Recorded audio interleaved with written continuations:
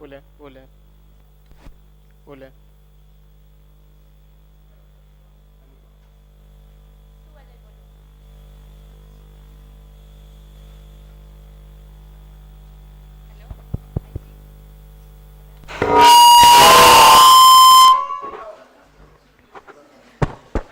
Ahí sí, ya.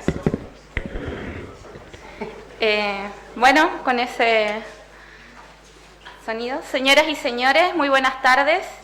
Para comenzar, les solicitamos por favor apagar sus celulares o dejarlos en modo silencio para un buen desarrollo de esta ceremonia. Gracias. Buenas tardes, welcome, benvindo, calispera, bienvenue, willkommen, Mary Mary. Traté de hacer todos los idiomas que están presentes en esta sala. La Facultad de Arquitectura y Urbanismo de la Universidad de Chile les da la más cordial bienvenida a esta ceremonia de inauguración del primer Congreso Latinoamericano de Ecología Política, organizado por el Departamento de Geografía de la Facultad de Arquitectura y Urbanismo de la Universidad de Chile. Esta conferencia se enmarca en el proyecto Entitled, la Red Europea de Ecología Política, una iniciativa Marie Curie del 7º Programa Marco de la Unión Europea. Preside en esta ceremonia, en representación del rector de la Universidad de Chile, doctor Enio Vivaldi Béjar, nos acompaña el vicerrector de Investigación y Desarrollo, doctor Flavio Salazar Onfray. La decana de la Facultad de Arquitectura y Urbanismo de la Universidad de Chile, profesora Marcela Pizzi Kirschbaum. El coordinador y representante del proyecto Entitled, doctor Christos Zógrafos, del ICTA, Instituto de Ciencia y Tecnología Ambiental, perteneciente a la Universidad Autónoma de Barcelona. La directora del Departamento de Geografía de la Facultad de Arquitectura y Urbanismo de la Universidad de Chile, doctora Carmen Paz Castro Correa. El presidente del comité académico de este congreso, doctor Hugo Romero Aravena. La presidenta del comité organizador del congreso, doctora María Cristina Fraco. Nos acompañan también otras autoridades de nuestra facultad y agradecemos también la presencia de todos los y las integrantes del comité académico y organizador, de los y las conferencistas y expositores, y de los y las moderadores y colaboradores de nuestra universidad, y de los y las representantes de otras prestigiosas universidades nacionales e internacionales que posibilitan la realización de este primer Congreso Latinoamericano de Ecología Política.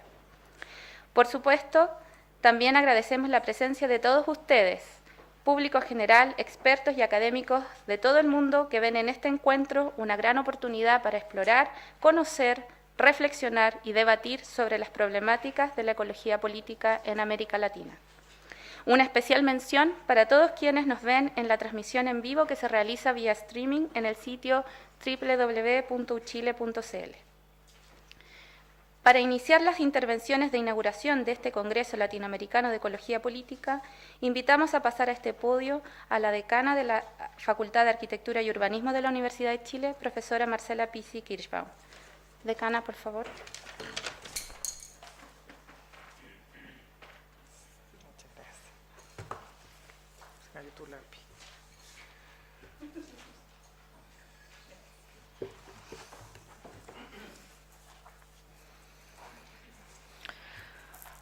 La Universidad de Chile y nuestra facultad en particular entiende la relevancia que tiene hoy día el tema que nos convoca en el primer Congreso Latinoamericano de Ecología Política.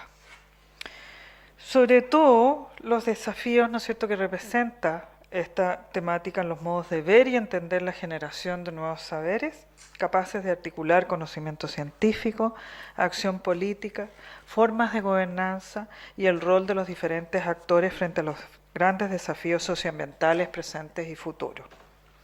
No se trata de invitar a tomar partido o promover determinadas iniciativas. Hay en la perspectiva que ofrece la ecología política un llamado a enfrentar procesos sociales que tienen que ser comprendidas en virtud de un respaldo científico frente a las temáticas que atañen a las condiciones ambientales de nuestro entorno. El tema se perfila como un desafío permanente frente a una sociedad cambiante, que debe fijar prioridades, estrategias, mecanismos y formas de ejercer la gobernanza de sus recursos y las formas de establecer su relación con el entorno social y natural, siendo capaz de buscar interdisciplinarmente respuestas a temas contingentes, pero sobre todo visualizar aquellos que vendrán en el futuro, ofreciendo respuestas al país o vías para ir en busca de ellos. Temas como la disponibilidad y aprovechamiento de recursos naturales de uso común, la condición y estado del medio ambiente urbano respecto a la realidad social de sus habitantes, el desigual acceso a la calidad ambiental, las estrategias y formas de manejo y comanejo de recursos en relación con los arreglos institucionales en diversos contextos socioespaciales, las diferentes formas de organización social frente a determinados escenarios socioambientales, o bien la ocurrencia y presencia de desastres socionaturales producto de determinados modos de producción, son parte del amplio espectro de temas que serán abordados en esta reunión científica por ustedes. Para nuestra universidad en general y para nuestra facultad en particular, el explorar aquellos temas que aún no son parte plena de la agenda pública es de gran relevancia. Creemos y tenemos el convencimiento que la investigación en estas materias es un pilar fundamental e insustituible, razón por la cual saludo especialmente al Departamento de Geografía, a través de su directora, en este momento Carmen Paz Castro presente, el apoyo de la Dirección de Investigación, el doctor Flavio Salazar, que también nos acompaña, que lideran la investigación con relación al tema en nuestra facultad y que fruto de ello realiza este congreso que permite hacer converger diversos proyectos que tocan de una u otra forma el tema de la conferencia en diversos ámbitos del saber. Quisiera especialmente también agradecer la presencia del representante de Entitled, don Christos Zographos, dentro del marco, ¿no es cierto?, en que se desarrolla esta conferencia. Reconocer y agradecer también la labor de apoyo que ha hecho la Dirección de Extensión, el Departamento de Geografía a través de sus distintos académicos participantes y también al comité organizador del Congreso y en especial a la profesora María Cristina Franco, joven académica que se ha integrado a nuestra facultad por todo el esfuerzo desplegado para hacer posible esta importante reunión académica. Muchas gracias a todos aquellos que han presentado ponencia, a los conferencistas invitados y a todos aquel público o estudiantes, ¿no es cierto?, que van a participar en esta fructífera reunión. Muchas gracias.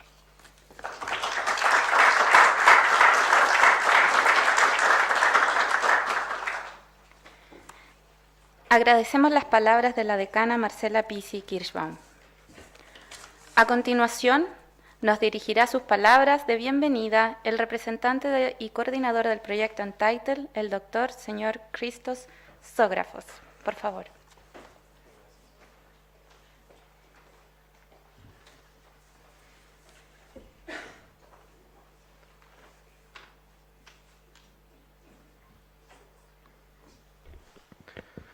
Buenas tardes a todas y a todos. Agradezco mucho la invitación de hacer una pequeña introducción al Congreso de parte del proyecto Entitled, que tengo el placer de coordinar.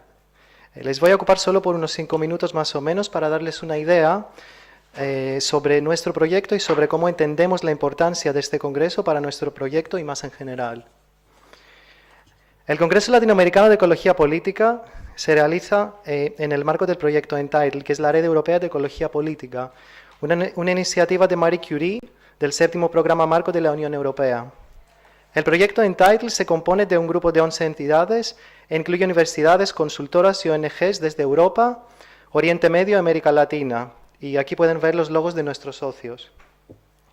El proyecto está coordinado por el Instituto de Ciencia y Tecnología Ambientals de la Universidad Autónoma de Barcelona, donde yo también trabajo.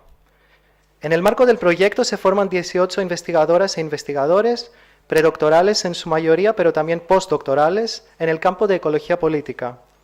El proyecto tiene un presupuesto aproximado de unos 3,5 millones de euros y dura unos 4 años, desde 2012 hasta 2016. El proyecto involucra de una forma u otra unos 60 investigadores y personal de apoyo. Nuestros investigadores se forman a través de una serie de cursos intensivos y escuelas de verano en las sedes de nuestros socios.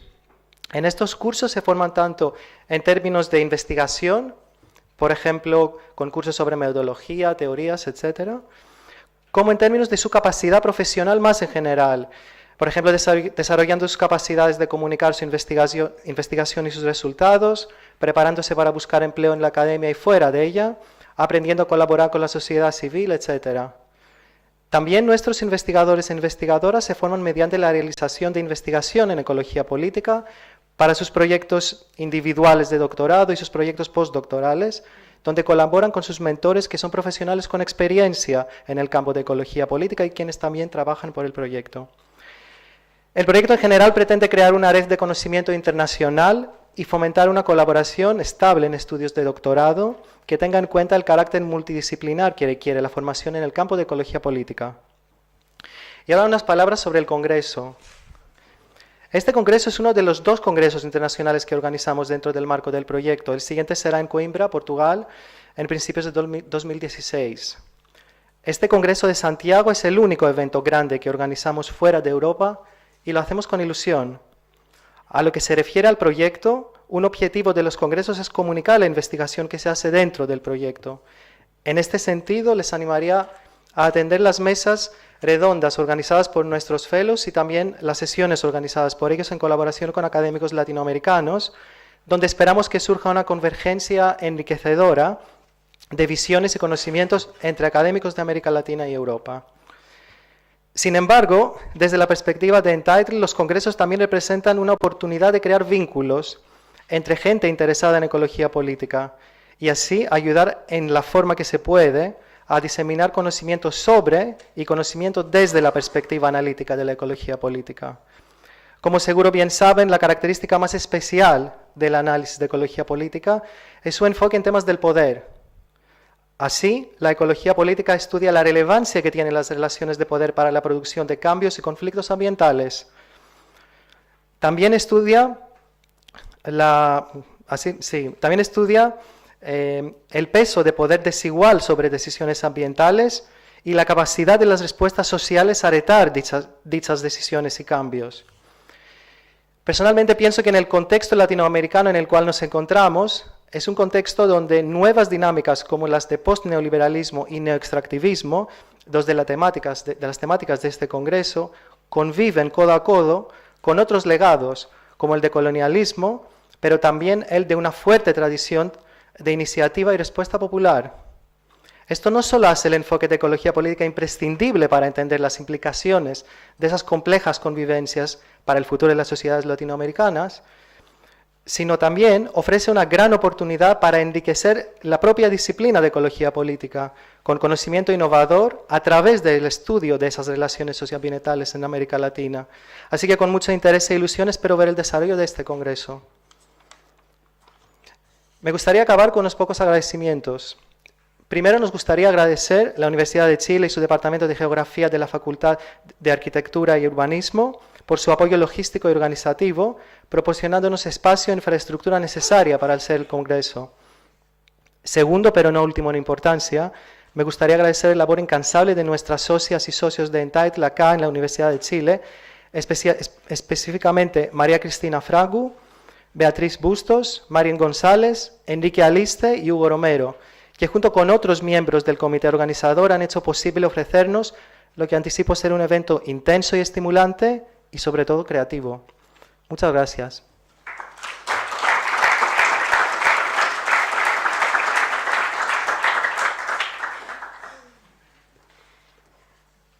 Muchas gracias por su intervención.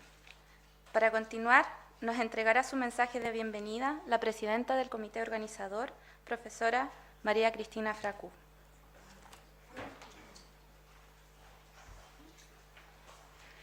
Hola. No les digo el nervio de estar en ese momento después de tantos meses de preparación, ¿no? Buenas tardes a todas y a todos. Desde el Departamento de Geografía de la Universidad de Chile, el comité organizador del Congreso y el equipo de voluntarios que nos está apoyando, les quiero dar la bienvenida al Congreso Latinoamericano de Ecología Política. Como equipo organizador estamos muy contentas y muy contentos de haber llegado a este día, porque la organización del Congreso ha implicado mucho trabajo, mucho aprendizaje y muchos errores, con énfasis al último, pero es exactamente eso porque estamos tan contentos y emocionados e incluso orgullosos de poder recibirles hoy aquí y darles la bienvenida a un evento académico de 4 días. Como mencionó Christos, el Departamento de Geografía es el único miembro de la red Entitled que pertenece a un país latinoamericano. Esto se debe principalmente a que Chile ha sido un foco importante de estudios de ecología política como consecuencia de la intensidad de las actividades extractivas y del sector energético, las formas extremas de comodificación en distintos sectores ambientales del país, como el caso del agua, que es una referencia mundial por su manera de estar privatizada, y especialmente a los movimientos sociales que emergen para defender a comunidades locales y sus recursos comunes contra acciones corporativas y estatales. Todos esos son temas que se abarcan en las distintas actividades de Congreso, las mesas redondas, las plenarias, las sesiones paralelas. Y en ese marco se pueden destacar, para darles un ejemplo de lo que va a seguir los días siguientes, las 3 mesas redondas del día de mañana. Una es sobre los mercados de agua en Chile, otra sobre la incorporación de las emociones en el estudio de los conflictos ambientales desde la ecología política, y una tercera sobre la lucha acerca de los recursos comunes, enfocando en los movimientos sociales, el Estado y el mercado como actores claves de ese proceso. Pero a pesar del interés que ha provocado Chile a los investigadores de ecología política a nivel mundial, este campo de estudios no había sido desarrollado de manera equivalente por investigadores del país. Así que el primer de los 2 grandes congresos, repitiendo lo que dijo Christos, que se organiza bajo el sello de Proyecto Entitled, se decidió realizar en un país que se ha estudiado mucho, y con equipos de investigación emergentes. Entonces nos complace mucho poder ser los organizadores de ese evento. Como elemento del proyecto Entitled, el objetivo original y principal de organizar un congreso en América Latina era para precipitar la formación de una comunidad de ecología política en la región y ofrecer oportunidades de formación y de creación de redes a los investigadores jóvenes de esta. Objetivo que también se cumple, considerando, por ejemplo, el taller ofrecido por el profesor Eduardo Gudinas durante los 3 días del Congreso, y donde participarán más de 120 personas, tanto asistentes del Congreso como público general que tuvo la oportunidad de participar de manera gratuita. Para nosotros, por otro lado, el objetivo de organizar de Congreso como organización local complementa el objetivo puesto por el proyecto, y lo complementa y es doble, pero con la misma esencia, la convergencia o la vinculación a 2 niveles. A primera instancia, quisimos crear un espacio de reflexión crítica que, si bien se organiza a partir de la academia, no se limita en ella, sino que se puede dialogar con la sociedad civil organizada, sean los ONGs o los movimientos ciudadanos. A un segundo nivel, quisimos juntar a investigadores e investigadoras que trabajan desde la ecología política en y sobre América Latina. Mirando el programa, mirando a todos ustedes que participan y forman parte de ese congreso, mirando nuestros esfuerzos y su participación, podemos decir que creemos que los objetivos propuestos, tanto desde la concepción del proyecto Entitled como del comité organizador local, se han cumplido y se van a cumplir de manera exitosa. Y lo que sigue en las 3 jornadas que vienen son 3 sesiones plenarias, 10 mesas redondas, 32 sesiones paralelas con unas 100 presentaciones orales. Hay una exhibición de pósters, una feria de movimientos sociales, ONGs, editoriales y revistas académicas.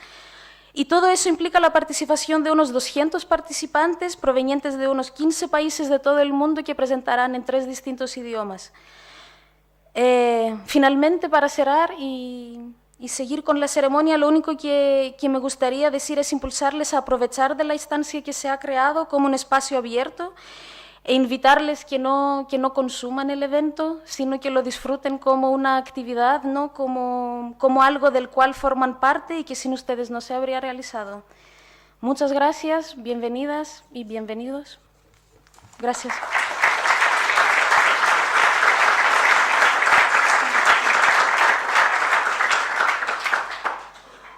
Agradecemos las palabras de la presidenta del comité organizador, profesora María Cristina Fracu, para quien les solicito un nuevo aplauso, para agradecer a través de ella a todos los integrantes del comité organizador y voluntarios que han dedicado su esfuerzo y cariño para la realización de este congreso.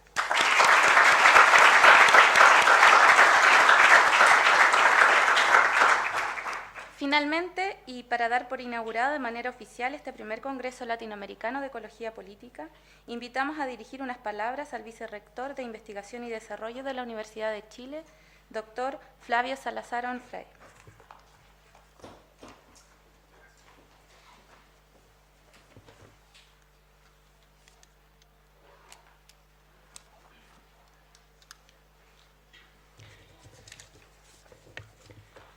Profesora Marcela Pisi, decana de la Facultad de Arquitectura y Urbanismo.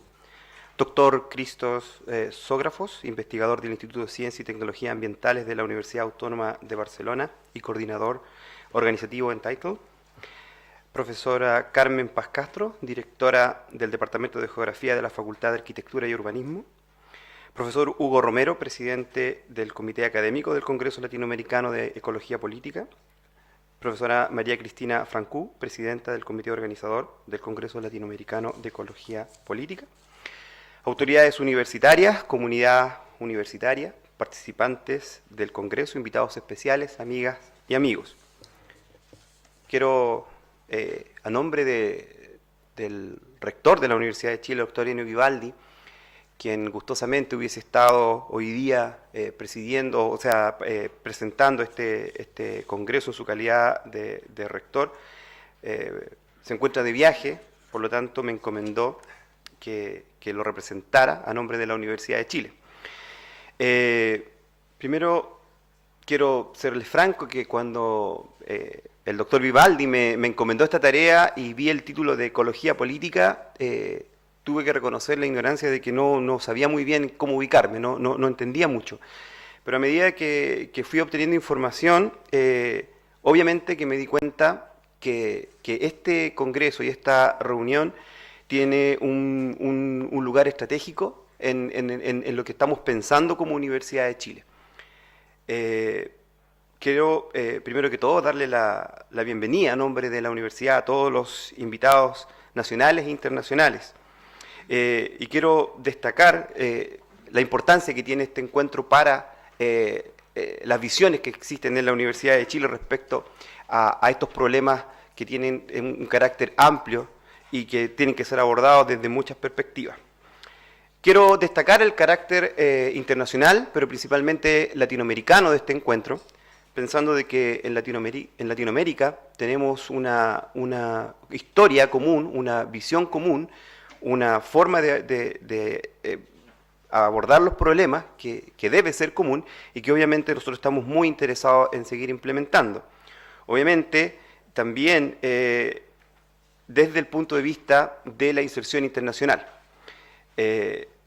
Nosotros hemos estado recientemente, hoy día yo llegué a mediodía de Estados Unidos de un encuentro internacional que organizaba la Universidad de Washington en San Luis, de una red de universidades internacionales que estaban viendo lo que se llaman los desafíos globales. Ustedes saben que dentro del programa de Ennio Vivaldi y de la vicerrectoría de investigación nosotros estamos empeñados en poder darle una importancia mayor a los problemas que nosotros llamábamos de interés nacional. Esta reunión me sirvió para entender que no existen realmente los problemas de interés nacional, existen realmente los desafíos globales y que son prácticamente los mismos, que tienen que ver con envejecimiento de la población, el agua, los alimentos, el calentamiento global, energía sustentable, desarrollo equitativo, desigualdad social, de género, raza. Lo que sí queda muy claro es que estos problemas están definidos principalmente por una característica, porque cuando a veces uno presenta estos problemas, algunos investigadores nos preguntan ¿y por qué esto y no otro? Estos problemas son desafíos globales porque tienen que ver con la supervivencia de la especie humana, de los seres humanos de los próximos 3 décadas. No son problemas que tengan que ver solamente con un mejor desarrollo, sino que tienen que ver con la supervivencia de nuestros pueblos. Por lo tanto, se deben abordar desde ahora. Y al abordarlo, ahí sí que hacemos un punto respecto a esto, porque que sean problemas globales no significa que hay que abordarlos desde el punto de vista global, sino que hay que abordarlos desde una perspectiva local y regional. Porque si bien es cierto, por ejemplo, tenemos problemas que son globales, están distintamente expresados en las distintas regiones del mundo. Hay países desarrollados que tienen sus ingresos per cápita muy altos, hay países intermedios como nosotros, hay países con mayor pobreza. Por lo tanto, las soluciones a este problema que yo les mencioné, el calentamiento global, la energía, el envejecimiento, tiene que darse de acuerdo a las realidades locales. Y para esto, este tipo de reuniones son imprescindibles. Porque en el fondo lo que ustedes van a realizar hoy día es desde las propias experiencias y sobre todo desde la comunicación con las comunidades, poder entender cómo afectan los problemas a las personas en lo real, en lo concreto. Y de las soluciones concretas van a empezar a salir las soluciones a nivel global. Eso es lo que uno espera. Lo otro que es importante es buscar las soluciones desde lo transdisciplinario. Y no solamente de lo multidisciplinario como hasta hace un poco de tiempo estábamos tratando de hacer, o sea que los biólogos, ¿no es cierto?, lo aborden de un punto de vista, qué sé yo, los ecólogos, los arquitectos, etcétera, sino que fomentar la transdisciplinaridad es fundamental, porque de esa forma podemos tener una perspectiva completa del problema que queremos solucionar y obviamente las soluciones son más creativas. Por ejemplo, si hablamos de problemas como el envejecimiento, nosotros tenemos que tener visiones que van desde lo científico, lo social, lo humanista, etc. Y por otra parte, nosotros tenemos que fomentar que estas expresiones se lleven a cabo a través de nuestras instituciones, que sean fomentadas por nuestras diferentes unidades. Esto tiene que ser, en cierta medida, estar albergado dentro de las facultades, como está siendo acogido este congreso en la facultad, ¿no es cierto?, acá de arquitectura, en los institutos, etc. No podemos dejar de mencionar de que en este contexto resulta un poco lamentable la señal de estancamiento que entrega el gobierno en el presupuesto 2015 para la ciencia y la tecnología. Las grandes reformas que necesita el país requieren de un conocimiento profundo y acabado de la realidad. ¿Cómo podremos, por ejemplo, generar un sistema de pensiones justo y eficiente si no nos preocupamos de conocer la problemática del envejecimiento poblacional en todas sus dimensiones, biológicas, médicas, sociales, psicológicas y de derechos políticos? ¿Cómo podremos establecer una plataforma energética para el país sin conocer los datos que otorguen sustentabilidad ecológica y cultural? Para lograr el desarrollo de Chile se debe fortalecer potentemente la ciencia, la tecnología y la creación en todas sus expresiones. Debemos ser capaces de generar recursos humanos que potencien el desarrollo y evitar, por ejemplo, la fuga de cerebros hacia el primer mundo que nos está afectando. En definitiva, para avanzar a la sociedad del conocimiento se debe vincular a la universidad con el desarrollo y eso estamos empeñados en tratar de hacer entender a la opinión pública y especialmente a quienes toman las decisiones. El aumento de la conflictividad territorial en América Latina desafía a la universidad a pensar sobre los impactos de la actividad económica en la ciudadanía. Es por esto que este encuentro resulta fundamental para la academia y la sociedad civil, en tanto, a través de una perspectiva crítica, contribuye a la discusión y a repensar esta área de estudio. El malestar y desconfianza de los ciudadanos con la política requiere nuevas respuestas intelectuales para avanzar hacia una nueva etapa de política ambiental y social, situación de la que también nos hacemos cargo como universidad. Mediante este evento, la academia se abre a dialogar con los movimientos sociales y de base que enfrentan de manera cotidiana los conflictos socioambientales. La vinculación de las universidades con su entorno es un desafío insustituible para fortalecer la democracia. Aquí se crea un espacio de reflexión conjunta entre la sociedad civil organizada y la academia. Quiero expresarles todo el orgullo y respaldo institucional a los organizadores de este evento y expresarles nuevamente la más cordial bienvenida a todos los participantes y terminar deseándoles el mayor de los éxitos. Gracias.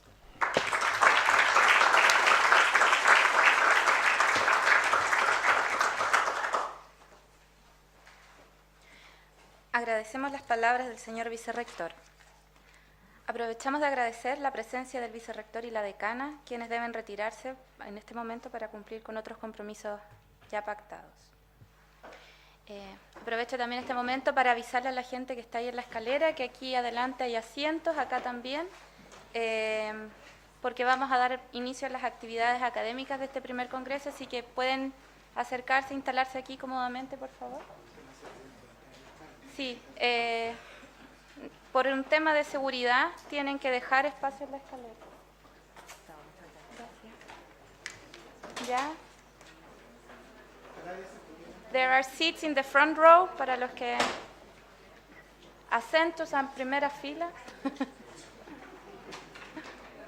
No lo sé decir en mapuche eso. ¿Ya?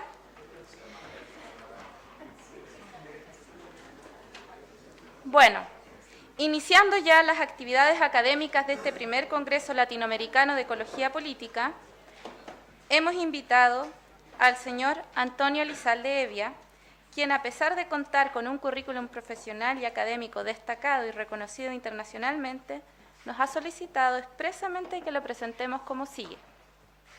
Antonio Elizalde es padre de 5 hijos, abuelo de 10 nietos y bisabuelo de un bisnieto de 8 años. En su tiempo libre de tales responsabilidades familiares, es editor de varias publicaciones. Más aún, ha estado comprometido con las luchas ambientales, en sus palabras, desde el año de la cocoa. Eso es hace mucho tiempo para los latinos no familiarizados con nuestra jerga. Entonces, la charla del bisabuelo Antonio Elizalde se titula Problemas y nuevos enfoques latinoamericanos de la ecología política, postneoliberalismo, neoextractivismo y políticas. Señor Elizalde, por favor.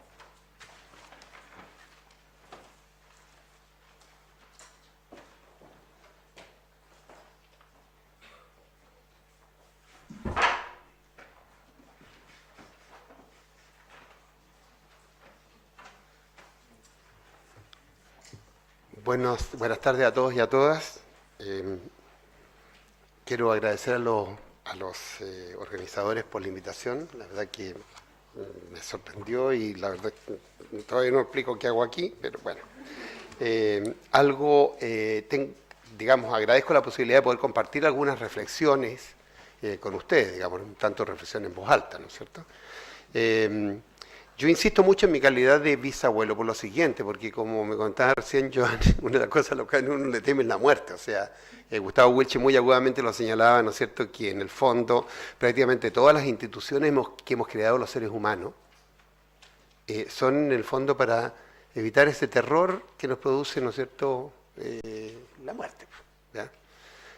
Algunos se los toman con más calma, otros con menos calma, pero lo concreto es eso. O sea, desde el momento en el cual se introduce, ¿no es cierto?, dentro de los procesos de la vida, la división sexuada, la reproducción sexuada, en la práctica ya entonces ese ente que se reproducía y era prácticamente eterno, comienza a ser distinto. Pero agrega este elemento, digamos que es el elemento de la diversidad, que es lo que nos ha provisto de esta maravilla que nos rodea y que desgraciadamente valoramos tan poco, que es la biodiversidad, que es la naturaleza, ¿no es cierto?, que es todas las cosas que uno puede, ¿no es cierto?, encontrar gracias a los procesos evolutivos de los cuales incluso nosotros formamos parte. Entonces, de alguna manera mi preocupación dice relación con lo siguiente, con el hecho de que yo hace ya muchos años, mi formación profesional inicial fue en el ámbito de la planificación, fui uno de los primeros planificadores profesionales en este continente, en la década de los 60 ya, hacia fines de la década de los 60, era director de una de las pocas oficinas de planificación regional que existía en Chile.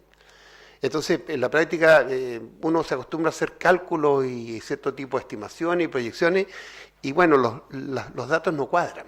Ese es el problema, esa es mi angustia.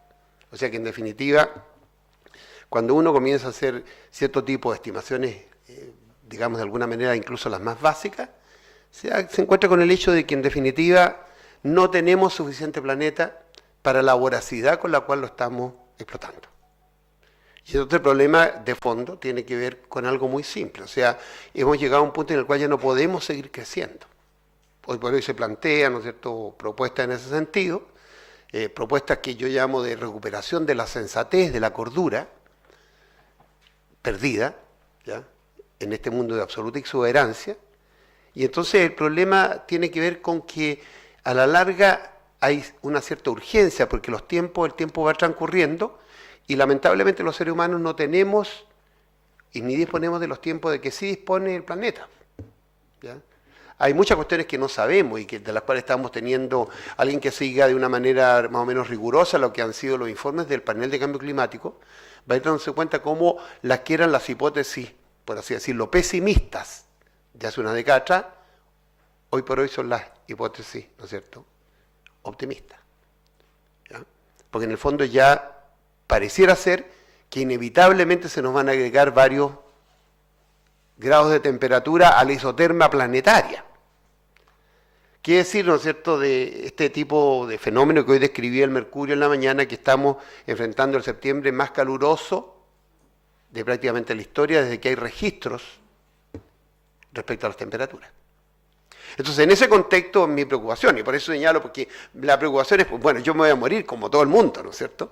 Y no tengo ninguna pretensión de poder, digamos, ni criogenizarme, porque no creo, ¿ya? Esta metáfora maravillosa que acuñó Franz Hinkelhammer, un amigo muy querido, respecto a cómo se llama esta suerte como de la resurrección tecnológica. Hay gente que cree en la resurrección tecnológica, ¿ya? Y entonces, en definitiva, paga para que sus cuerpos los criogenicen y los tengan de alguna manera a la espera de, ¿no es cierto?, que la ciencia, la tecnociencia avance lo suficiente. El problema es que uno, digamos, hay que ser un tanto estúpido para creer en eso, porque uno se va a morir viejo y va a renacer viejo, ¿ya?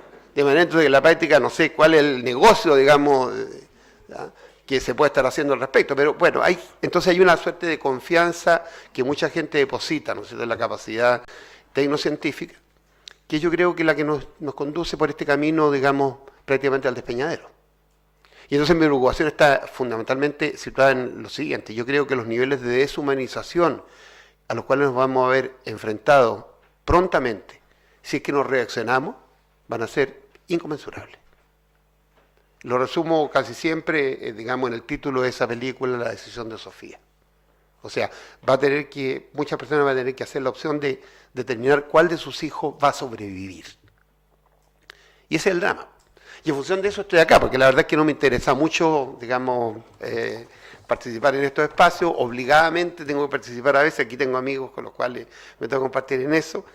Pero bueno, vamos viendo entonces, tratando de responder a las preguntas que plantea el título que le pusieron los organizadores a mi presentación. La primera cuestión es preguntarse de qué estamos hablando, ¿ya? ¿De qué estamos hablando cuando comenzamos a hablar entonces de posneoliberalismo? Permítame ser, digamos, bastante duro y rudo para ¿cómo se llama así las cosas? O sea, evitar una suerte como de exceso de cortesía académica.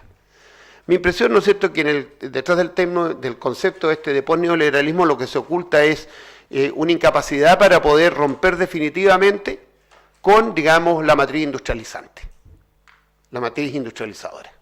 Y en el fondo entonces se inventan algún tipo de argumento, de propuesta. Desde el punto de vista intelectual es posible articular cualquier tipo, ¿no es cierto?, de propuesta. O sea, el problema es después ver cómo se comporta en la realidad. Pero en concreto es eso, o sea, aparecen ciertas experiencias, ¿no es cierto?, que tienen una vocación anticapitalista, antiimperialista, y consecuentemente en función de eso, entonces, como paralelamente siguen instalados la matriz industrialista, entonces acuñamos esta suerte como de recoveco para poder dar respuesta a justamente esa incapacidad para realizar una ruptura definitiva. Porque yo creo que en la práctica, y esta es una idea, digamos, fuerza con la cual quisiera instalarla como telón de fondo, es la siguiente: o sea, nosotros prácticamente todos los dispositivos heurísticos, los dispositivos intelectuales, epistémicos con los cuales operamos, los construimos en un momento de un mundo vacío. Y hoy estamos en un mundo lleno. Los construimos en un momento histórico, ¿no es cierto?, en el cual no conocíamos la termodinámica, hoy la conocemos. Entonces, en la práctica, toda nuestra institucionalidad es una institucionalidad que va a entrar en conflicto con lo que nos demanda la urgencia de los problemas de las crisis que incluso con nuestra propia actuación hemos ido desarrollando. Entonces, hay un problema que tiene que ver con las instituciones con las cuales operamos. Hay que repensar las instituciones educativas, hay que repensar la familia, hay que repensar el Estado, hay que repensar la democracia, hay que repensarlo todo. Porque en definitiva los pensamos en un momento histórico en el cual teníamos todo, por así decirlo, el continente para explorar. Yo recuerdo que en la década de los 60, un destacado prohombre chileno, no voy a dar el nombre en este momento, bueno, lo doy, Ignacio Santamaría, ¿no es cierto?, un arquitecto bastante conocido en la historia de la arquitectura chilena, él señalaba, ¿no es cierto?, como una de las tesis respecto a lo que era la necesidad de la colonización del espacio interior de América Latina. Y en la práctica, ¿no es cierto?, bueno, esa era la manera como pensábamos el mundo en un momento en el cual todavía no surgía el informe del Club de Roma. No descubríamos los límites planetarios. Entonces, en definitiva, bueno, tengo aquí en el texto que había escrito, digamos, a alguien a quien recurrir para hablar del postneoliberalismo, ¿no es cierto? ¿Ya? Específicamente, Beatriz Stolowick dice que la izquierda latinoamericana y el pensamiento crítico no deben usar el término postneoliberalismo para calificar un proyecto sociopolítico alternativo, porque en realidad no es más que la estrategia en curso en América Latina en la que las propias clases dominantes redefinen el neoliberalismo.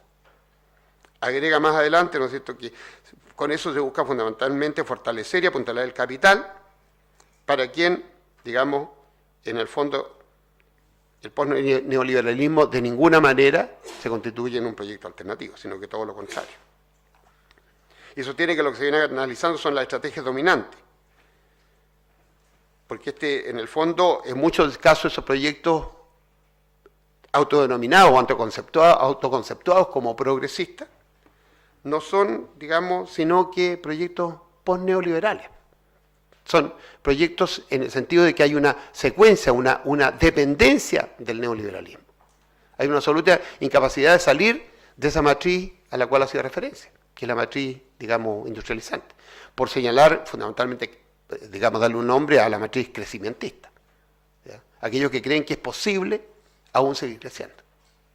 Y eso lo vemos entonces en los conflictos cotidianos que se están empezando en nuestro continente, fundamentalmente en el caso específicamente de aquellos países que hacen discursos, ¿no es cierto?, respecto a formas de vida distintas. Y resulta que en sus prácticas internas lo que llevan a cabo es algo totalmente diferente. ¿Ya? Ahora, ¿de qué estamos hablando, no es cierto?, cuando en el fondo hay una estrategia en curso en el continente que tiene fundamentalmente 4 pilares. Un primer pilar, ¿no es cierto?, un tipo de democracia gobernable que produzca consensos moderados.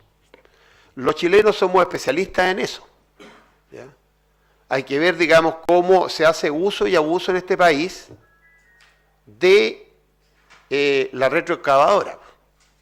Expresión más o menos afortunada que puede haber usado el señor Quintana, el senador Quintana, pero que en los hechos lo que expresaba era una cierta voluntad de romper una suerte como de empantanamiento, ¿ya?, que busca establecer empate a como dé lugar.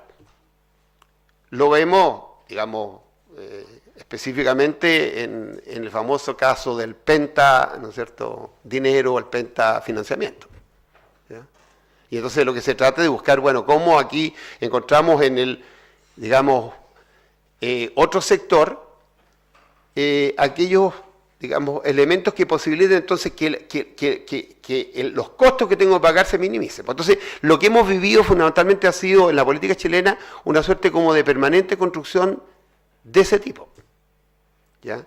Ahora, la política tiene en sí esos rasgos, eso es una cuestión importante que la señale. Yo no soy, por así decirlo, en esto un ingenuo, ni tampoco soy alguien que no tenga pecado. Lo señalo abiertamente. Yo incluso fui uno de los fundadores de un partido político, entonces en definitiva tengo alguna experiencia en eso. Pero lo concreto, ¿no es cierto?, es que hay límites y límites en lo que es posible hacer, en lo que es posible afirmar. ¿Ya? Porque a la larga, entonces, ¿qué es lo que ocurre? Que nunca vamos a poder, entonces, dar cuenta de este camino al cual hacía referencia el vicerrector, el camino suicida en el cual estamos instalados. Ese es el problema de fondo. Un segundo pilar, digamos, sería como base económica el neoestructuralismo, defendido de la CEPAL, el BID, bueno, y prácticamente de todas las agencias internacionales. Fíjense que les cuento una suerte de anécdota que la evoqué en el momento en el cual escuchaba al rector hablar de transdisciplinariedad. Yo vengo hace muchos años sosteniendo la necesidad de transdisciplinariedad. Y me tocó encontrarme entonces en un evento que se efectuó hace algunos años atrás en México, como producto del famoso informe Sarkozy, ¿ya? En el cual se contrató a Stiglitz y a Hassen para que elaboraran, digamos, una propuesta para nuevas formas de medición del progreso social. Y me tocó estar en los grupos latinoamericanos que convocaron allí los mexicanos financiados por la OCDE. Y entonces encontrarse allí con la fruición con la cual algunas personas, en esta misma universidad, solamente a metros de aquí, en una época en la cual yo hacía clase en forma clandestina en la Universidad de Chile, en la década de los 80, resulta que encontrarme con que el decano de la época, el autor, digamos, del mejor censo de toda la historia, digamos, del país, del planeta, ¿ya? Entonces él incluso me objetó porque dirigí una tesis de licenciatura en la cual se hacía una crítica a los indicadores convencionales de desarrollo. Y ahora señalar la importancia, ¿no es cierto?, de que tenemos, de que comencemos a medir la felicidad interna bruta. O sea, poco pues se basó para la punta, ¿verdad?, diciéndolo bien en chileno, pero lo concreto es eso, o sea, lo que uno va viendo, entonces un acomodo en términos del lenguaje, que a la larga entonces lo que hace fundamentalmente, ¿no es cierto?, le hace preguntarse a uno lo siguiente: ¿es que hemos avanzado? ¿Estamos ganando? Pues en definitiva estamos perdiendo, ¿ya? Porque a la larga, por lo menos yo tuve una preocupación grande cuando vi que entre los tantos grupos que se constituyeron entonces en ese evento en México, había un grupo en el cual participaban psiquiatras, psicólogos y además, digamos, bioquímicos y neurofisiólogos. Y entonces ya hay investigación seria que se está haciendo respecto a componentes, digamos, bioquímicos del propio cuerpo humano que tienen que ver con los estados de felicidad. Entonces, a la larga, en una de esas lo que nos dan, bueno, eso ya está anticipado en la ciencia ficción, de manera que en ese sentido no hago más que repetir cuestiones que ya están latamente, ¿no es cierto?, posiblemente conocidas por usted. Pero a ver, vamos avanzando sistemáticamente en esa dirección. Y entonces la preocupación que allí me surge, ¿no es cierto?, es la siguiente, que efectivamente pareciera ser que estamos buscando cómo, de alguna manera, encontrar formas para seguir empecinados en el mismo camino, pero sin un cambio radical, absoluto. O sea, yo hasta el momento no he escuchado a ningún economista dedicado a la política, los que acostumbran ser ministros de Hacienda, ¿no es cierto?, directores del presupuesto, ese tipo de personas, que señale la importancia de que, en definitiva, entendamos que hemos cambiado, por así decirlo, el contexto en el cual operan nuestras sociedades, que ya no podemos seguir operando en la lógica de la solidaridad por ascensión, que fue aquella que tiene que ver con toda la propuesta cepalina, con la propuesta desarrollista. O sea, que inevitablemente tenemos que transitar hacia una solidaridad por abajamiento. O sea, donde en el fondo el piso va a estar puesto fundamentalmente por aquellos que están peor. Que no es posible universalizar las formas de vida que tenemos. Que el problema, ¿no es cierto?, ambiental es la ciudad. ¿Ya? Y yo lo he dicho con cierta fruición, lo digo aquí incluso en la Facultad de Arquitectura de la Chile, porque lo reitero, ¿ya? Porque el problema es que nos hemos alejado de los alimentos. Entonces, cuestiones que son de mera sensatez, pero ¿qué es lo que hemos perdido? Entonces, sigamos un poco en esta reflexión. Como base económica, ¿no es cierto?, señalaba políticas sociales, con la lógica social, liberal y social cristiana, que no solo es asistencialismo para neutralizar inestabilidad política a corto plazo, sino que son políticas que buscan una reestructuración social de largo plazo para que sean funcionales a la estrategia económica, a esa estrategia, ¿no es cierto?, fundamentalmente de, digamos, reproducción del capital. Que a la larga, a ver, lo que yo hace muy poco tiempo atrás descubrí algo que lamentablemente no había descubierto antes, ¿ya? Y lamento no haberlo descubierto, sino que muy tardíamente, cuando me convencí de que no se puede seguir creciendo para todos los que somos o nos declaramos anticapitalistas, porque en el fondo, en la lógica interna del capital está la necesidad de crecimiento, en su ADN. De manera que cualquier esfuerzo en pos del crecimiento, llámesele como se le llame, termina siendo, ¿no es cierto?, funcional a esta forma de, digamos, explotación de los humanos, de lo humano, de la vida, de la naturaleza, que es absolutamente suicida. O sea, que en el fondo cualquier medida pro crecimiento apunta en esa perspectiva. Sigamos, y se hace funcionar todo esto a través de la cuarto pilar, ¿no es cierto?, a través de un Estado de la lógica del neoinstitucionalismo, que opera no solo como garante y facilitador, sino que financia transferencias de riqueza social al capital. La prueba más clara, ¿no es cierto?, de eso es lo que vivimos los chilenos desde el año 82 en adelante con la aplicación del FUT, el famoso Fondo de Utilidad Tributaria. A mí me da vergüenza, ¿no es cierto?, decir lo siguiente: yo como rector de una universidad pagaba menos impuestos, incluso recibía devolución de impuestos, que lo que recibía un auxiliar de la universidad. Al auxiliar de la universidad ya se le descontaba de inmediato con su remuneración el impuesto respectivo. Yo tenía la posibilidad, ¿no es cierto?, mediante boletas de honorario, hacía otras cosas, de poder tener entonces, apelar a hacer un depósito en un determinado momento, incrementar mis fondos previsionales mediante ahorro previsional voluntario, y resulta que por esa vía entonces, en la práctica, seguir siendo parte de la casta, usando tu categoría, John, ¿no?, la casta de los que estamos arriba. Entonces el problema de fondo tiene que ver con eso. O sea, a ver, cuando uno viaja fuera de Chile, y viaja mucho por América Latina, cosa que a mí me ocurre, me encuentro con unas, pero impresionantes, ¿no es cierto?, construcciones, y mira, Falabella, Jumbo, Ripley, Almacenes París, Home Center. Y entonces la pregunta que uno se hace, a ver, ¿de dónde salieron esos recursos? Porque no son capitales nacionales de Colombia, de Perú, de Brasil o de Argentina. Salieron del fútbol. ¿Ya? Pero esos recursos están fuera de Chile y dudo que vuelvan en algún momento a Chile. El total del monto acumulado, para efectos, digamos, y esto les pediría que revisen la cifra, porque es un dato de escucha de oída, ¿no es cierto? Pero el total de los fondos acumulados, vale decir, los préstamos que se le han hecho mediante el FUT, ¿ya?, a los ricos de Chile, ascienden a 260.000 millones de dólares. El equivalente prácticamente a un Producto Interno Bruto anual. El total de los fondos acumulados, en los fondos de pensiones, asciende a 240.000 millones de dólares.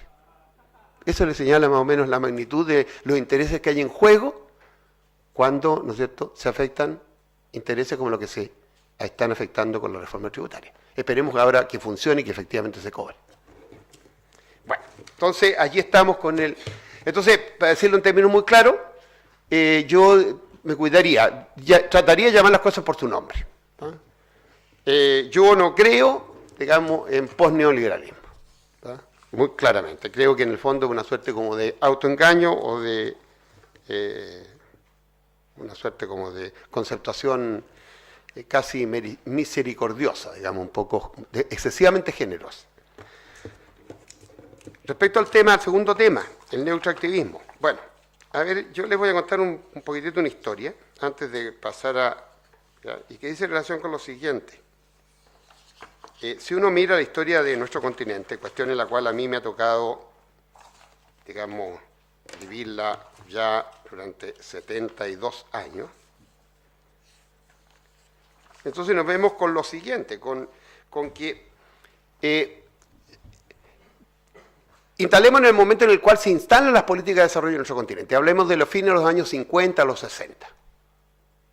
Ocurría ya la Revolución Cubana y con una propuesta, ¿no es cierto?, alternativa, entre comillas, que proviene fundamentalmente desde, digamos, el imperio, de lo que podríamos denominar fundamentalmente, ¿no es cierto?, la política del gobierno de Kennedy, que fue la Alianza para el Progreso. Nos embarcamos en esa época en las políticas desarrollistas. Y entonces, en el fondo, claro, estaba detrás toda la propuesta Cepalini. La propuesta Cepalini, entonces, ¿cuál fue el gran aporte que hizo la CEPAL? En términos, digamos, de la mirada, fundamentalmente lo que era respecto al comercio internacional.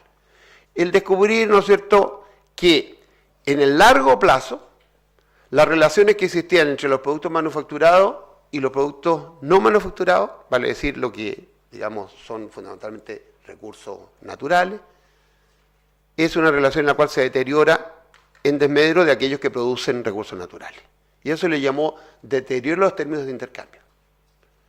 La propuesta cepalina surgió fundamentalmente de eso, es decir, mire, perfecto, a ver, nosotros queremos imitar el estilo de vida, el estilo de desarrollo, la historia de los países del primer mundo, pero le queremos dar nuestra especificidad, porque ocupamos un espacio distinto en el mundo, ¿no es cierto?, en el territorio, en lo que es el comercio internacional. Entonces, en definitiva, y a eso entonces le agregaron ciertos elementos que son, digamos, yo habitualmente los resumo en la siguiente, digamos, secuencia conceptual. Campo, ciudad, industria, empleo, ocupación, ingreso, consumo, ciudadanía.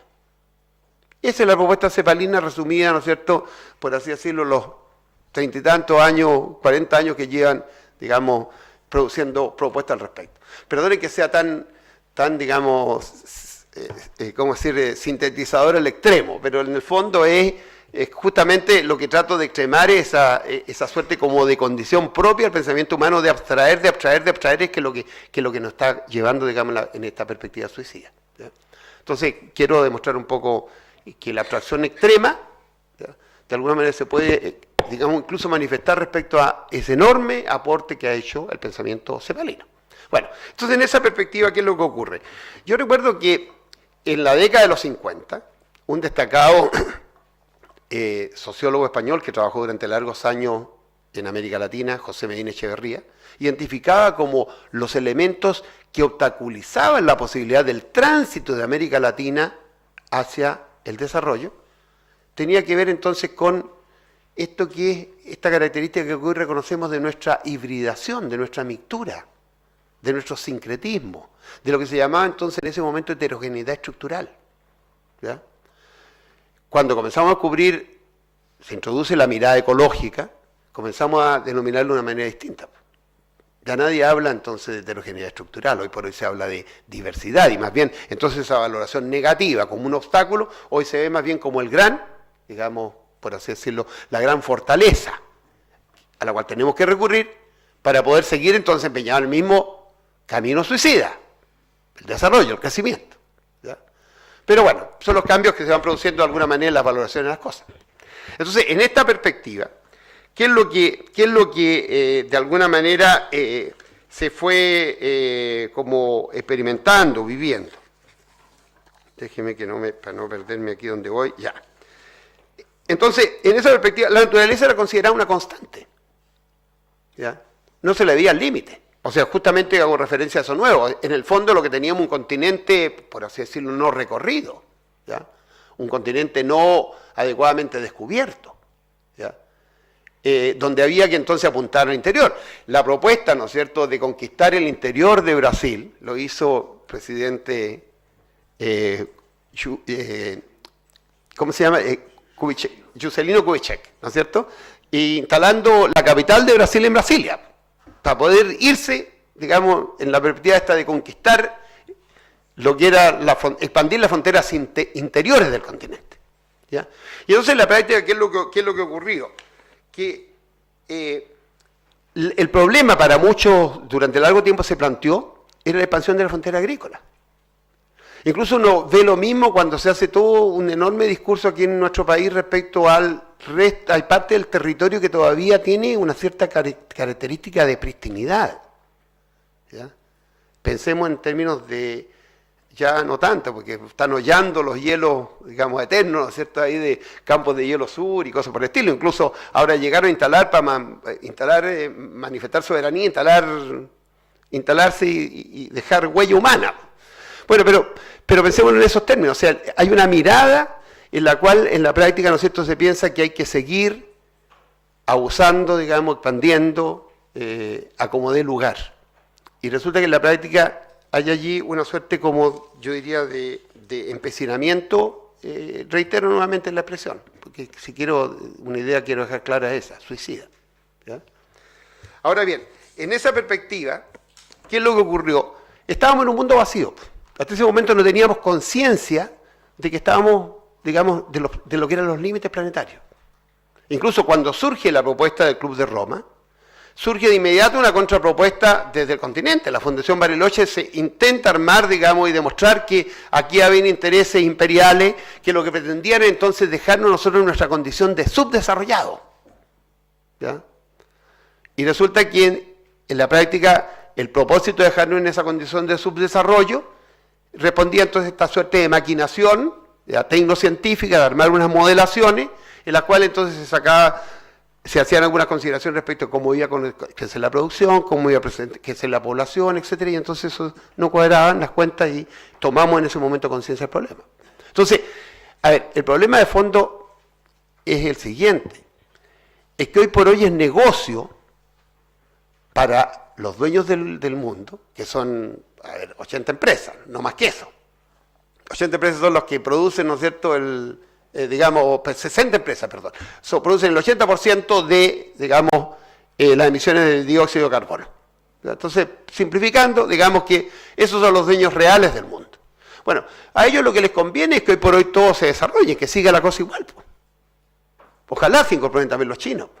Sí, por ahí hay que ver cómo se llora, ¿no es cierto?, porque la economía china baja en un puntito, digamos, del 8 al 7%, ¿ya? Y están todos digamos, ¿cómo el dicho ese? Con cari acontecidos, caras tristes, ¿no es cierto?, y de preocupación como producto de eso. Pues en el fondo, claro, lo que ocurre es lo siguiente, o sea, como agudamente ya lo señaló Milton Santos, posiblemente uno de los geógrafos más importantes que ha tenido, digamos, la geografía, hoy por hoy estamos en un solo planeta. Estamos en un solo espacio. Se unificó el mundo. Y entonces lo que ocurre en una parte tiene que ver con lo que ocurre en otra. Ya no hay, digamos, espacio por conquistar, no hay nada que no sea de alguna manera, esté sometido entonces a la lógica del capital, a la insaciabilidad del capital. Y allí entonces donde se sitúa nuestro segundo problema. ¿Por qué? Porque en definitiva, ¿no es cierto?, nos tardamos varias décadas en adquirir los enfoques descolonizadores. ¿Ya?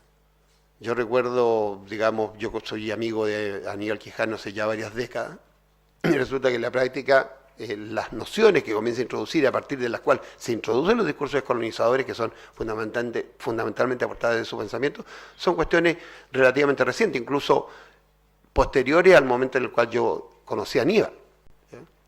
Entonces, y nos tardamos y una cosa, pero que hoy por hoy ya hemos ido tomando conciencia, hemos comenzado a valorar lo propio, es una cosa que es también bastante relativa. Habemos algunos que estamos haciendo esfuerzos por crear, digamos, lazos más estrechos dentro de la propia comunidad latinoamericana. Parecemos un poco Quijote, un tanto utopistas, ¿no es cierto? Me río porque miro a Dima y a su esposa, ¿ya? Pero hay que seguir empeñado en esto. Porque la práctica, entonces, porque tenemos una identidad, tenemos un algo que aportar al mundo. ¿Ya? Si no tuviéramos ese algo que aportar al mundo, Joan Martínez, que está aquí, pues no se pasaría tanto tiempo en nuestro continente, ¿no es cierto? Porque hay cosas importantes, digamos, que están, digamos, pudiendo desarrollarse acá y a las cuales es posible, como en su caso, acompañar. ¿Ya? Acompañar de una manera comprometida ya desde hace muchas décadas. ¿Ya? Entonces, la cuestión es la siguiente. Entonces, ya llegamos a un contexto distinto, y en ese contexto distinto entonces donde tenemos que comenzar a ver cómo en la práctica se produce esta suerte como de conversión. O sea, a ver, desde la mirada fundamentalmente en la cual veíamos la imprescindible necesidad de que nuestros países se industrializaran, Un poco, parte de las propuestas planificadoras de la década de los 60 decía cómo llegamos a desarrollar un poco la nueva política económica leninista, digamos. Entonces, cómo electrificar, cómo, digamos, de alguna manera incrementar la infraestructura, el parque infraestructura, la infraestructura, ¿no es cierto?, la red vial, etcétera. Y donde entonces, en definitiva, lo que pensábamos era que tenemos que ver cómo pasamos a conferirle mayor valor agregado a nuestra propia producción, a nuestras propias exportaciones, que son fundamentalmente, y siguen siendo, materias primas y energía humana. ¿Ya? Pero se produce entonces que como producto de este cambio que se lleva a cabo dentro de la economía global, como surgen nuevos, por así decirlo, espacios de expansión del sistema, a la larga entonces se viene la bonanza de los commodities, de los precios de los commodities.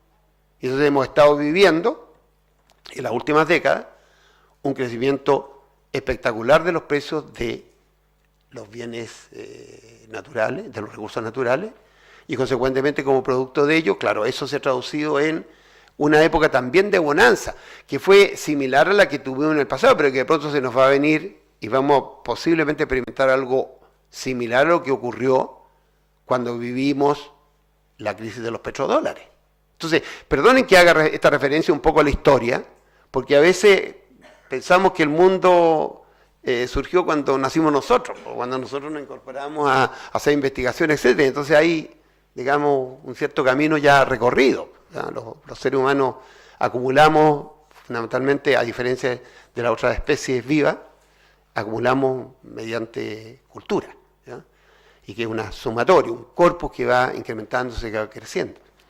Entonces, allí es donde yo sitúo el problema del neoextractivismo. ¿Por qué? Porque lo que digo que hoy por hoy, lo que ocurre es lo siguiente, se están haciendo opciones, fundamentalmente para seguir explotando como dé lugar los recursos que nos quedan. Y recursos que se van haciendo cada vez más escasos, ¿ya? Y entonces, en el fondo, comienzan a aparecer panaceas de toda índole. O sea, estos discursos, la forma como hoy por hoy se ha cosmetizado gran parte de lo que es todo el pensamiento neoliberal, detrás de lo que llaman la economía verde o el capitalismo verde. Y entonces, en el fondo, se inventan falacias, pero que son, que son de una magnitud descomunal, son más grandes que el Cerro Huelén. No, perdón, Santa Lucía, que todavía se llama así. Una broma para los chilenos, digamos. Bueno, entonces en el fondo, ¿ya? El problema es el siguiente, que a la larga hay cuestiones que son, que no hay cómo salir al paso. Déjenme ver, por aquí tenía una cita, ¿ya? Justamente que traigo como acotación. Se está planteando desde hace ya mucho tiempo, porque esto es una cosa que ya 3 décadas que la llevo escuchando, la necesidad entonces de sustituir el uso de combustibles fósiles en un modelo, ¿no es cierto?, de acumulación basado principalmente en la explotación de los combustibles, de los materiales fósiles, en el fondo, mediante el uso principalmente del petróleo, ¿no es cierto?, el gas natural. Pensando en sustituirlo en función de que ya se alcanzó su pico de producción. Ahora con el fracking vamos a ver qué es lo que pasa, pero en definitiva yo no sé cuánto tiempo va a durar sin que ya comiencen a producirse las catástrofes que algunos geólogos están, digamos, vaticinando, ¿no es cierto? ¿Ya? Pero como producto de esto. Pero lo concreto, ¿no es cierto?, aparece como la necesidad de sustituir estos recursos fósiles, estos recursos, digamos, que de alguna manera constituyen el patrimonio acumulado de la Tierra, por lo que sería la producción constante de, digamos, lo que es la biomasa, ¿no es cierto?, sometida a explotación humana, ¿ya? Y entonces surgen allí la idea del etanol, producido primero por caña de azúcar en el caso de Brasil, ¿ya?, empeñado desde hace mucho tiempo en eso. Por el otro lado, ¿no es cierto?, ahora con la palma africana que se acaba de introducir, hay colombianos por aquí que están introduciéndose, ¿no es cierto?, fundamentalmente el caso de Colombia, de algunos países de Centroamérica, ¿ya? Y entonces aquí hay un dato que yo me encontré con él y quisiera leerlo solamente para darnos cuenta entonces de la sensatez o insensatez de esta propuesta. Jeffrey Dukes, un biólogo, calculó que los combustibles fósiles quemados en un año con materia orgánica son el equivalente a 44 por 100 elevado a 18 gramos de carbono. Más de 400 veces la productividad primaria neta del planeta. Cada año usamos el equivalente a 400 años, 4 siglos, de plantas y animales. Entonces, a la larga, frente a este dato, porque este es un dato duro, no hay cómo, porque en esto no hay magia, ¿ya? ¿Cómo se sigue sosteniendo esa imbecilidad, ¿no es cierto?, de los biocombustibles y los agrocombustibles? A la larga, ¿significa qué cosa? Significa que ya tenemos en el mundo más de 1.500 millones de autos. En Santiago, en Chile, están entrando del orden de 300.000 autos al año, lo que se están agregando al parque automotriz. Eso significa que se ingresan entonces del orden de 150.000 anualmente a el parque ya existente, que debemos estar ya del orden de 1,5 millones. ¿De dónde vamos a sacar tanta calle, tanto, digamos, costanera, ya, para poder meter tanto auto? Si todas las cosas que entran tienen que salir por algún lado. Y entonces, y frente a esto, entonces no se dice nada. Más bien, entonces la queja es de los importadores porque ahora, en razón de que como la economía va a crecer menos, entonces cayeron las ventas de automóviles, ¿no es cierto?, en un 20%, en un 15%, etc. Ojalá cayeran en un 100%. Eso es lo sensato.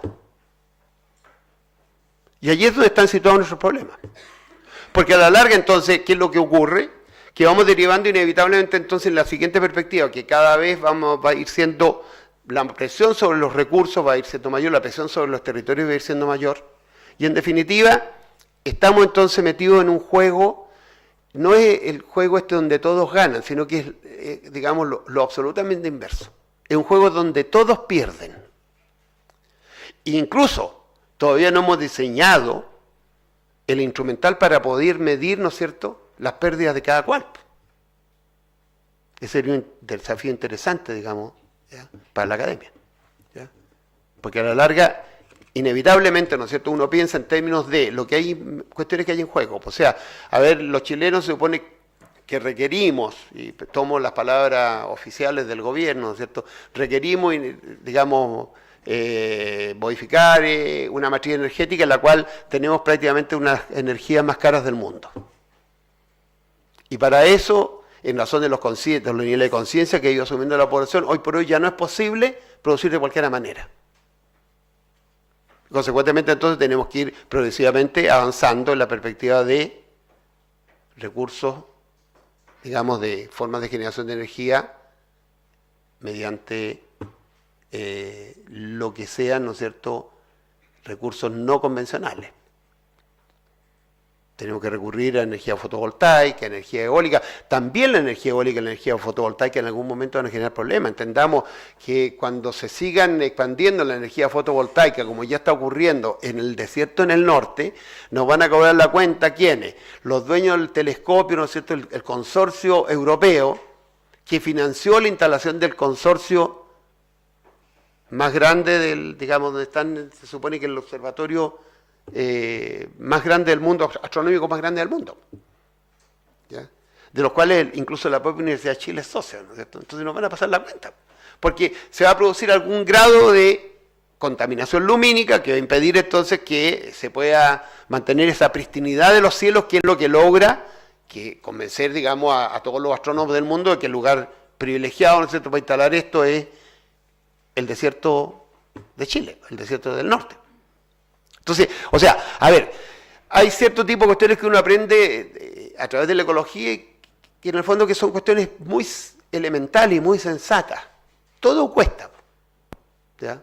Y entonces el problema es que no hemos sido capaces de poder determinar cuánto cuestan las cosas y cuánto le corresponde a cada cual, porque el gran dilema y el gran debate, y en torno a lo cual fundamentalmente suscita toda la problemática de la ecología política, tiene que ver con la justicia ambiental.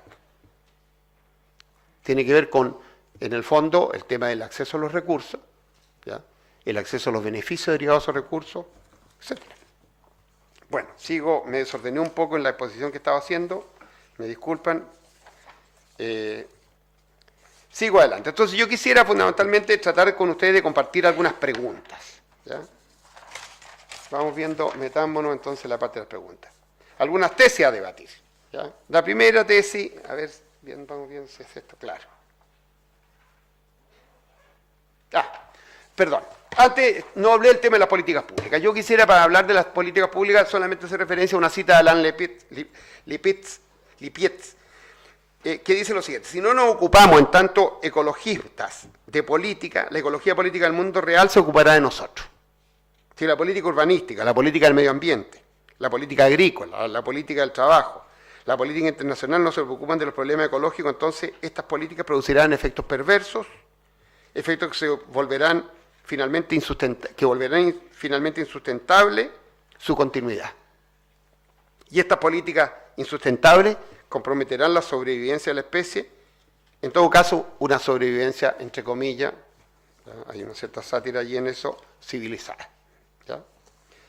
Y entonces, en el fondo, la pregunta que yo aquí quiero plantearme, que tiene que ver con lo que todo he estado reflexionando en torno a la matriz industrialista, ese imaginario en el cual están instalados algunos que todavía no logran zafarse, ¿no es cierto?, de él, de algunos de estos que pretenden llevar a cabo políticas anticapitalistas, es si es posible compatibilizar industrialización y ecología. ¿Ya? Algunas provocaciones, aprovecho que está aquí Joan para hacer algunas de estas provocaciones, y permítame esta reflexión. A ver, ¿cómo evitar que a la ecología política le ocurra algo parecido, que siga un camino parecido al que ha seguido la economía ecológica? ¿Ya? Yo tengo una preocupación que es en relación con lo siguiente, con que hay determinado tipo de cuestiones que no logran ser fácilmente reducidas a nuestra manía cuantofrénica, ¿ya? Que es una casi rasgo, como parte de un rasgo civilizatorio, ¿no es cierto? ¿Ya? Un rasgo de Occidente. ¿Ya? Las cosas existen cuando se miden. ¿Ya? Entonces, en definitiva, hay gente que cree que la temperatura apareció como fenómeno cuando se descubrieron los termómetros. ¿Ya? Pero lamentablemente, bueno, estamos en eso. ¿Ya? Entonces, hay esa suerte de tentación. Entonces, ¿qué comienza a ocurrir aquí? Que en la práctica yo creo que lo que ha pasado, introducir las cuentas de la naturaleza, las cuentas patrimoniales, los servicios ambientales, las consideraciones termodinámicas, para así nominar lo innombrado, visibilizar lo invisibilizado y valorizarlo, proporciona, digamos, una herramienta muy eficaz al capital para poder apropiárselo, mercantilizarlo y privatizarlo. ¿Ya? Si es que no está asociada, digamos, a otros elementos que deberíamos tener presentes, ¿no es cierto?, que dicen relación fundamentalmente con la dimensión política. Entonces, la idea es la siguiente: ¿tendrá la ecología política en su ADN, que tiene un carácter transformador, contestatario, ¿no es cierto?, digamos, revolucionario, que le permita evitar el virus capitalista? ¿Cómo evitar paralelamente la rutinización del carisma? ¿Cómo evitar las múltiples formas de cooptación a las cuales la ecología política se verá enfrentada? Y ya lo vemos incluso en las propias estrategias de negociación que realizan las empresas con las comunidades. O sea, cuando en la práctica le ofrecen, ¿no es cierto?, qué sé yo, un Miami Beach, ¿no es cierto?, ahí en algún lugar que va a ser afectado, en Mewin, por decir algo. Se tienen que cambiar la temperatura, eso sí, pero bueno. Entonces,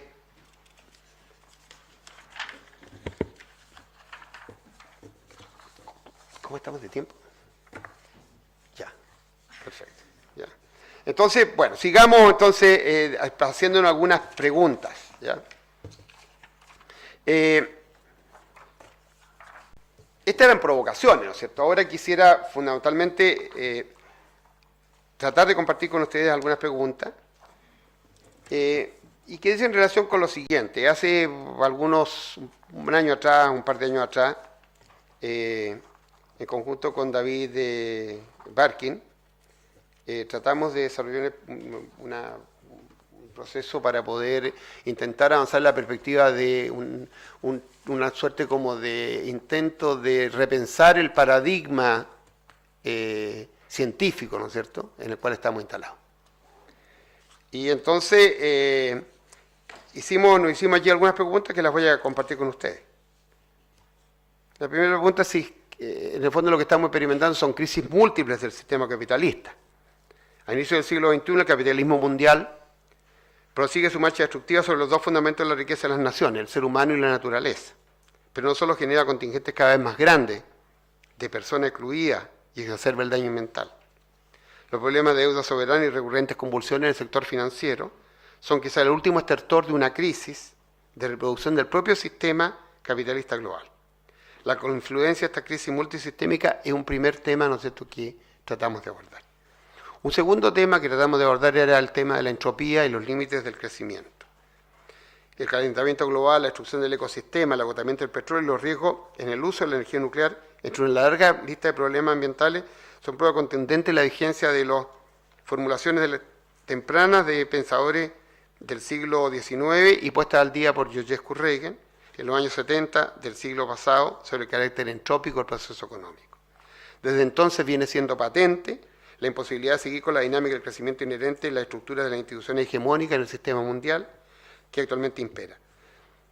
De cara a lo que sería la corriente principal, ¿no es cierto?, de las ciencias sociales que domina el pensamiento filosófico o académico en América Latina, es imprescindible el análisis de sus formulaciones para la construcción de alternativas sostenibles y yo diría que sensatas, ¿ya?, realistas. El tema de las aporías de la sustentabilidad capitalista. O sea, si la idea del crecimiento sostenido de la economía capitalista es de por sí cuestionable, ante los consustanciales movimientos cíclicos y recurrentes crisis que experimenta, la pretensión académica y política de que tal crecimiento sea sostenible desde el punto de vista ambiental se constituye como uno de los más importantes mitos del sistema. Ir más allá del crecimiento como motor de una economía alternativa era otro de los temas que nos planteamos. Y yo quisiera señalar que cuando uno hace una revisión de lo que está pasando en América Latina, en general en la academia, respecto al tema de la sustentabilidad, estamos todavía instalados en el tema del desarrollo sostenible, lo cual es, digamos, un oxímoron, ¿no es cierto? Ya lo señaló Dale, lo señaló el propio Joan Naredo. ¿Ya? Oxímoron. ¿Ya? ¿Son compatibles progreso tecnológico y calidad de vida? Era otra de las preguntas que nos hacíamos. ¿Ya? Otra pregunta que nos hacíamos era el buen vivir. ¿Ya? O sea, las propuestas estas que han surgido en Ecuador, Bolivia, pero que ya están no solamente en esos países, o sea, en esas sociedades, en esas culturas, sino que también en otras etnias. O sea, hay, digamos, está tanto en el mapuche como en el guaraní, la misma noción, ¿no es cierto? El problema entonces, ¿cómo es posible intentar avanzar en esta perspectiva? Cuando uno ve tantas contradicciones propiamente dentro de las institucionalidades democráticas para poder avanzar en una perspectiva en la cual se reconozca esta forma de vida, que es la forma más, yo diría que sabia, de relacionarse con la naturaleza que han tenido, y el gran descubrimiento que ha hecho la academia de estos saberes legos, ¿no es cierto?, estos saberes tradicionales. ¿Ya? Pero que en el fondo, digamos, hay allí una suerte de problema, de pregunta en construcción. ¿Ya? O sea, al respecto hay una gran cantidad de debate.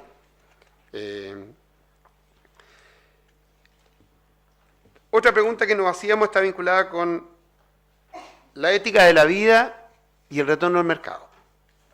El retorno al sujeto.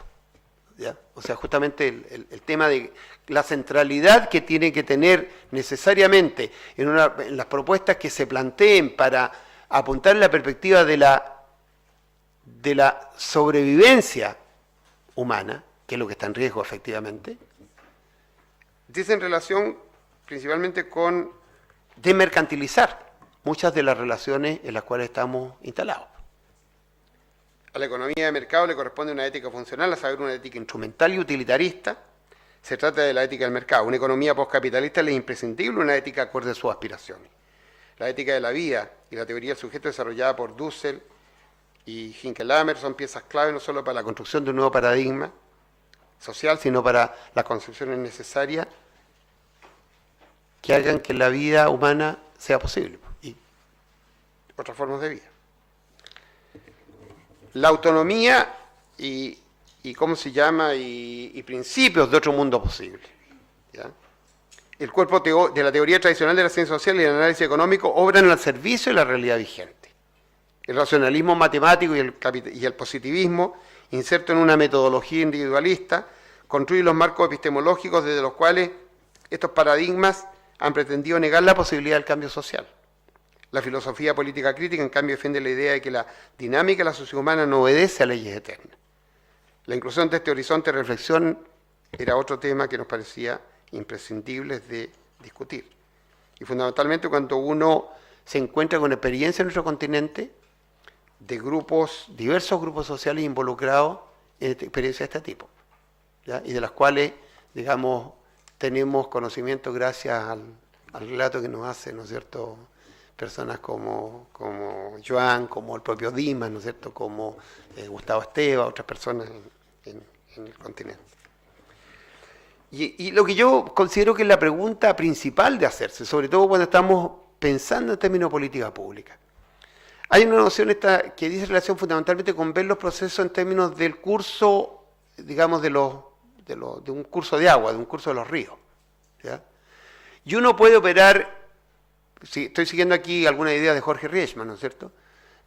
Puede operar fundamentalmente refiriendo su mirada a las aguas abajo, que es la forma como habitualmente enfrentamos los problemas. Véase como prácticamente todo conflicto ambiental termina, ¿no es cierto?, en una solución que es la mitigación, cuando lo que deberíamos apuntar es agua arriba, en la prevención, ¿ya? O sea, si hay aquí algún salubrista, me dirá, ¿no es cierto?, que cualquier inversión que se haga en términos de salud preventiva es pero tremendamente más eficaz que lo que se hace en salud curativa. ¿Ya? Y entonces, sin embargo, estamos todavía y no logramos avanzar en la perspectiva entonces de, digamos, mirar curso arriba. Yo me encontré gratamente con una propuesta muy interesante en una reciente visita que hice a Manizales, un evento similar a este que se realizaba en la Universidad de Manizales, con una bióloga y un biólogo suizo, son pareja, que llevan trabajando entonces una propuesta metodológica para estudiar entonces ecosistemas y para determinar a partir del estudio de esos ecosistemas las posibilidades de actuación e intervención humana. Pero se pone la carreta detrás de los bueyes. Vale decir, lo que ellos determinan es espacios para la intervención humana una vez previsto la preservación, ¿no es cierto?, de los biomas, de los ecosistemas, de lo que esté, digamos, en riesgo. ¿Ya? Es la forma sensata de resolver los problemas. Porque si no, entonces, ¿en qué nos vamos a estar, digamos, empeñados? De alguna manera, entonces, vamos a estar empeñados fundamentalmente, vamos a hacer una suerte como de bomberos. ¿Ya? Entonces vamos a transformarnos en científicos bomberos, ¿ya?, dedicados a apagar incendios, que en razón entonces de no haber, digamos, intentado repensar el propio epistema en el cual estamos instalados, surgido, ¿no es cierto?, en ese contexto industrializante al cual hacía referencia, en la práctica no vamos a ser capaces, ¿no es cierto?, nada más que de intentar echar algo de agüita para una tragedia que pudimos haber evitado. Yo creo que el gran desafío para la ecología política transita fundamentalmente en esa perspectiva. Lo señalo recurriendo a un texto de Leff que va a ser lanzado acá. El propósito central para la ecología política, el entender el mundo dominado por la racionalidad hegemónica de la modernidad en sus relaciones de poder, deriva en la misión de deconstruir la lógica que erosiona, oprime y degrada la vida. Pero va más allá de una deconstrucción teórica.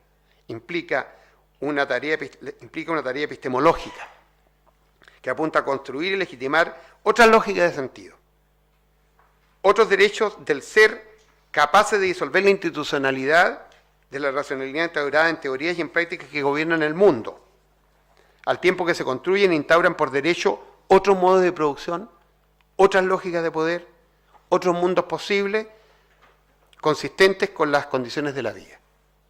La ontología política es la política de una encrucijada civilizatoria de la transición histórica del mundo metafísico hacia un mundo fundado en la ontología de la vida. En ese sentido, la racionalidad ambiental territorializa la ontología de la diversidad, la política de la diferencia y la ética de la otredad en nuevos mundos de vida.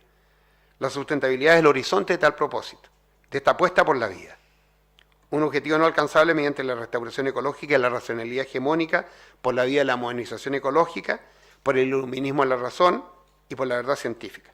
La racionalidad ambiental abre las vías hacia el horizonte de la sustentabilidad desde la existencia de seres culturales que reconstituyen sus mundos de vida desde un conocimiento otro, desde sus saberes ambientales y sus imaginarios sociales de la sustentabilidad. La sustentabilidad será así el resultado de un diálogo de saberes, del encuentro con los seres culturales instituidos por sus saberes y su confrontación con los poderes tecnocientíficos y económicos y sus estrategias para la apropiación capitalista del planeta. De sus alianzas con otros seres saberes, con sus diferentes saberes y sus no saberes. La ecología política es el campo donde se despliega esta odisea hacia un futuro sustentable, atravesado por estrategias de poder para la supervivencia y la reinvención de la vida humana en el planeta Tierra. Esta vía de construcción social de un mundo sustentable llega a deconstruir las formas de pensamiento, los paradigmas científicos y la racionalidad de la modernidad como las vías de acceso privilegiado a un futuro sustentable. Al mismo tiempo, lleva a indagar la prevalencia de los principios de la vida en los imaginarios de los pueblos que han sabido sobrevivir al proceso hegemónico de racionalización tecnoeconómica del mundo, a explorar los modos de existencia y emancipación de los imaginarios sociales de la sustentabilidad. Gracias.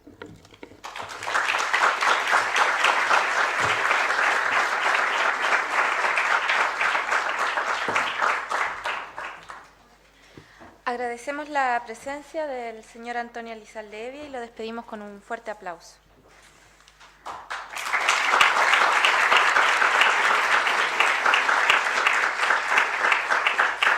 Asimismo, agradecemos la presencia en esta ceremonia de todos ustedes y a quienes nos acompañaron vía streaming en el sitio web de la universidad.